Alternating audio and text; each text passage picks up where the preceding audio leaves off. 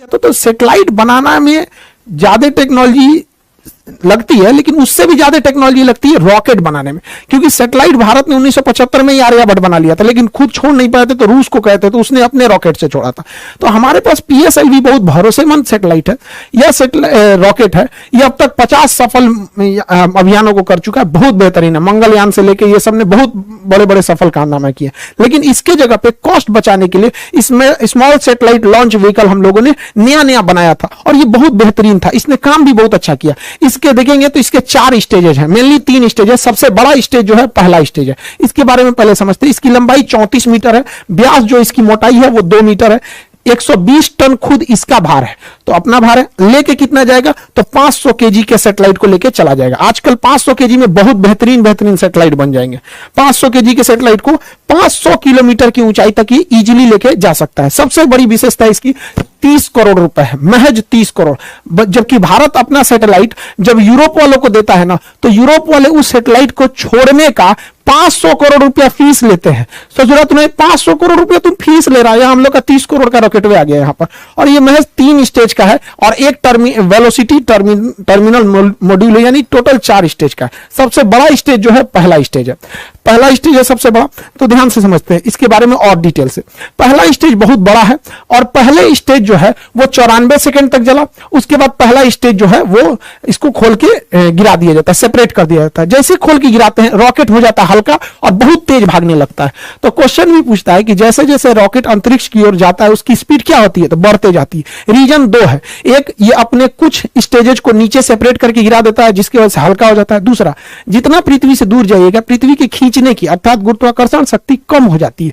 तो एक तो शक्ति कम हो गई, दूसरा भार कम हो गया, इस वजह से तेज भागता है। दूसरा स्टेज जो था वो 113 सेकंड तक चला था। तीसरा स्टेज जो था वो 106 सेकंड तक चला था। यहां तक में कोई प्रॉब्लम आई थी चौथे स्टेज में। अब यहां थोड़ा ध्यान से समझिएगा, ये तीनों स्टेज में ना सॉलिड ईंधन का प्रयोग किया जाता है। जैसे दीपावली के रॉकेट में जो ईंधन भरा जाता है ना, बारूद, सॉलिड इंजन होता, सॉलिड होता है, वो एकदम ठोस होता है, बारूद भर दिया जाता है। वैसे इसमें सॉलिड फ्यूल का यूज किया था, यानी बारूद भरा गया था। इसमें एक बार आग पकड़ लिया ना तो आपके कंट्रोल में नहीं रहेगा, ना ही आप इसे स्टॉप कर सकते हैं। तो सॉलिड इंजन की एक खराबी, पावर तो तगड़ा देते हैं सब, लेकिन इन्हें आप कंट्रोल नहीं कर सकते। तो इसरो कितना दिमाग लगाया, जब सीधे ऊपर भेजना था तो लगा दिया तीनों में सॉलिड इंजन। और ये सॉलिड इंजन जो होता है इसमें जो सॉलिड फ्यूल यूज किया जाता है HTPB, ये फुल फॉर्म एग्जाम में पूछता है, HTPB हाइड्रोक्सिल टर्मिनेटेड पॉलीब्यूटेराइन, ये इसमें यूज होता है HTPB ईंधन के रूप में। इसे कंट्रोल नहीं किया जा सकता। तो ये तो चौथा, अब लास्ट स्टेज एकदम छोटा सा था, एकदम छोटा सा था, उसे महज 20 सेकंड के लिए बनाया गया था चौथे स्टेज को। उसका नाम होता है velocity trimming module, VTM, velocity trimming module. यहीं से गड़बड़ चालू हो गया। इस ससुरा को चलना था चौथा स्टेज को 20 सेकंड के लिए, चला 21 सेकंड के लिए। 1 सेकंड के लिए चला तो क्या हो गया कि ये सर्कुलर की जगह इलिप्टिकल पाथ पर चला गया। जाना चाहिए था गोल, चल गया अंडाकार में, क्योंकि इसका काम ये होता है स्पीड को बढ़ा घटा के पाथ को मेंटेन करना, जिस वजह से इसका डाटा लॉस हो गया और ये प्रशांत महासागर की ओर गिर जाएगा। यहां पर ये इलिप्टिकल नहीं हो पाया था। यहां पे लास्ट स्टेज में देखिए, जो वेलोसिटी ट्रिमिंग मॉड्यूल होता है वो इन सैटेलाइटों को लॉन्च करने के टाइम उनका एंगल डिसाइड करता है, किसको कितने एंगल पे छोड़ना है, मल्टीपल सैटेलाइट्स को कितने एंगल पे किसको कितना घुमाना है। यहीं पर डाटा लॉस हो गया। ये सारा चीज अपने समय सही से चल रहा था, यहां पे क्या हो गया, डाटा लॉस हो गया। 20 सेकंड की जगह पे 1 ही सेकंड फायर हुआ। इसका मतलब पूरा रॉकेट सही है, कोई दिक्कत नहीं है, बस ये ट्रिमिंग मॉड्यूल में दिक्कत है, एंगल गड़बड़ा दिया था।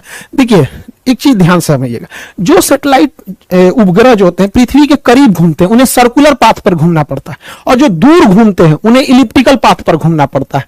तो गलती से इसे जाना चाहिए था सर्कुलर पे, चल गया इलिप्टिकल पे, जिस वजह से ये क्या हो गया, गड़बड़ हो गया अपने ट्रिमिंग फेज में। इसलिए देखेंगे लास्ट फेज में बस ये 20 सेकंड के लिए यही बच गया था, जिस वजह से ये फेल कर गया था। हालांकि लेकिन कोई बात नहीं, हम लोग अगली बार फिर तैयार करेंगे। पहला लॉन्च जो था वो तो PSLV का भी फेल हो गया था, पहला लॉन्च GSLV का भी फेल हो गया था। सचिन तेंदुलकर भी अपने पहले मैच में कहां कोई अच्छा परफॉर्म कर पाए थे, लेकिन ऐसा तो नहीं है कि आगे नहीं किए थे, बेहतरीन काम किया था इस सैटेलाइट ने, बट लास्ट में थोड़ी सी सेंसर खराबी की वजह से यह गड़बड़ हो गया था ट्रिमिंग के समय में। हालांकि इस रॉकेट ने बहुत ही बेहतरीन ढंग से कार्बन लाइन को पार कर गया था।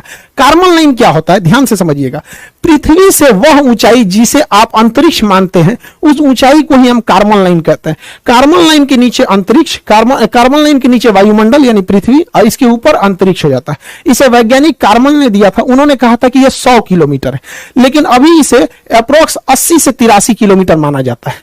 कुछ देश इसे 80 मानते हैं, कुछ देश इसे 83 किलोमीटर मानते हैं। उसके ऊपर अंतरिक्ष चालू हो जाता है, यानी एक कार्बन लाइन हो जाता है। 1967 में एक समझौता हुआ था जिसके तहत कहा गया था कि कार्बन लाइन से ऊपर का एरिया किसी देश का नहीं है, उसमें कोई भी जहाज, कोई भी सैटेलाइट जा सकता है, और कार्बन लाइन के नीचे का एरिया उसी का है जिसके जस्ट नीचे वह देश है।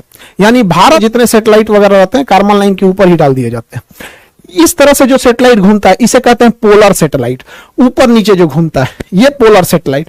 ये पोलर इसलिए कहते हैं कि ध्रुवीय सैटेलाइट, क्योंकि पृथ्वी के ऊपर और नीचे दो पोल है, north pole and south pole, तो पोल का चक्कर लगाने वाले सैटेलाइट को हम पोलर सैटेलाइट कहते हैं। हिंदी में कहते हैं ध्रुवीय सैटेलाइट। इसमें खर्चा कम आता है, ये सर्कुलर पाथ पे घूमते हैं और पूरी पृथ्वी का चक्कर लगा लेते हैं, निगरानी कर लेते हैं। कैसे? ये तो ससुरा सैटेलाइट वो ऊपर नीचे घूम रहा है, ठीक है, लेकिन पृथ्वी तो ऐसे ही से घूम रही है। पृथ्वी कैसे घूम रही है? इस तरह से। तो पृथ्वी जब ऐसे घूमेगी तो अलग अलग जगह का फोटो ले लेगा। जैसे अभी ये यहाँ का फोटो ले रहा है, पृथ्वी थोड़ा सा घूमेगी तो फिर थोड़ा और आगे का ले लेगा, पृथ्वी और घूमेगी तो थोड़ा और आगे का ले लेगा। इस तरह से आगे लेते लेते पृथ्वी के ये घूमने का डायरेक्शन, अभी इस सैटेलाइट का फोकस यहाँ पर है, अब इसे पृथ्वी घूमेगी तो थोड़ा और इधर होगा, ऐसे होगा। तो पोलर सैटेलाइट काफी सस्ते आते हैं और छोटे होते हैं, जबकि जियोसिंक्रोनस सैटेलाइट होते हैं उस ससुरे इलिप्टिकल पाथ पे घूमते हैं और ये 36,000 किलोमीटर की ऊंचाई पर होते हैं। इसका कोई बात नहीं है। देखिए हम लोग अभी जो बनाए हैं SSLV, small satellite launch vehicle, ये सस्ते रॉकेटों को छोड़ देगा। PSLV थोड़ा और तगड़ा भेजेगा। GSLV बाप है ससुरा सैटेलाइट सबका, उठा लेता है 2,000 किलो का सैटेलाइट उठा लेता है, 3,000 किलो का सैटेलाइट उठा लेता है। और GSLV Mark 3 दादा है ससुराई, 5,000 किलोग्राम का सैटेलाइट लेकर अंतरिक्ष में उड़ जाता है। तो ये बहुत खतरनाक है। तो हमारे पास हर तरह के सैटेलाइट हैं, हर तरह के जरूरत के हिसाब से हम लोगों ने इसे बना के रखा है। लेकिन सबसे ज्यादा अगर कोई काम आने वाला है तो SSLV का काम आने वाला है, जो अभी हल्का सा फेल हुआ है, मतलब वो 98% सफल है। उसका एक सेंसर गड़बड़ हो गया था। SSLV की हम इतनी चर्चा क्यों कर रहे हैं, समझिए ध्यान से। एक ससुरा ये 72 घंटा में रेडी हो जाता है, मतलब ये पार्ट बाय पार्ट बन के बना रहता है। इसे कसने के लिए केवल 72 घंटा चाहिए, 3 दिन में ये रेडी हो जाता है। और इसे केवल 6 आदमी मिलकर रेडी कर सकते हैं और हर हफ्ते इसे लॉन्च किया जा सकता है। हर हफ्ते फटाफट 3 दिन में लॉन्च होगा और समय देख के मौसम ठीक है कि नहीं, सब कुछ ठीक है, लॉन्च कर देंगे। फिर हर हफ्ते इसे लॉन्च किया जा सकता है। महज 30 करोड़ में आता है, 30 करोड़ में। जबकि अगर आप स्पेस एक्स से सैटेलाइट छोड़वाते हैं तो 100 करोड़ तो खुदे ले लेता है। यहां तो 30 करोड़ का पूरा रॉकेट वे है और खाली छोड़ने का 100 करोड़ ले लेता है। अब कोई देश वेट नहीं करेगा क्योंकि हर हफ्ते ये भेज सकता है। जबकि हमारे पास जो PSLV और GSLV है, इनकी खराबी समझिए। एक तो सबसे इनको रेडी करने में 3 महीना लग जाता है, और दूसरा ये सस्ते 30 करोड़ के नहीं 200 करोड़ के, और GSLV को तो रेडी करने में 4 महीना लग जाता है। यानी अगर किसी को सैटेलाइट से लॉन्च कराना है हमारे GSLV से तो 4 महीने की वेटिंग लिस्ट है। आपको किसी ट्रेन में 4 महीने का वेटिंग मिलेगा तब ट्रेनें छोड़ देंगे उसको। तो इसमें 3 महीना, इसमें 4 महीना। इस ससुरा इसका खुद का खर्चा 400 करोड़ है, तो ये तो पैसा भी लेता है ज्यादा। इसी वजह से आज के समय मॉडर्न टेक्नोलॉजी है। मॉडर्न टेक्नोलॉजी में हर चीज छोटा होते जा रहा है। पहले शादी ब्याह में कैमरा करने वाला इतना बड़का कैमरा लेके आता था, अभी नॉर्मल कैमरा आ गया है।